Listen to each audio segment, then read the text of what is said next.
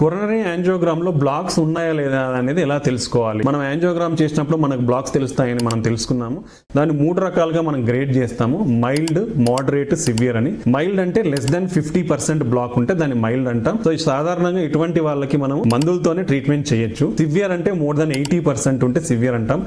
Compulsory 80% ఉన్న వాళ్ళకు stunting అనేది కంపల్సరీ. ఇలా మధ్యరకంగా 50 నుంచి 70 గానీ 80% ఒకవేళ ఉంటే వీళ్ళలో ఫర్దర్ టెస్టింగ్ అనేది కంపల్సరీ. దాంట్లో మనం కామన్ గా ఇన్వేజివ్ స్టడీ తీసుకుంటే FFR అంటాం, లేదా నాన్ ఇన్వేజివ్ స్టడీ అంటే మనం యాంజియోగ్రామ్ బేస్డ్ అనాలిసిస్ అనేది చేస్తాము, దాన్ని QFR స్టడీ అంటాము.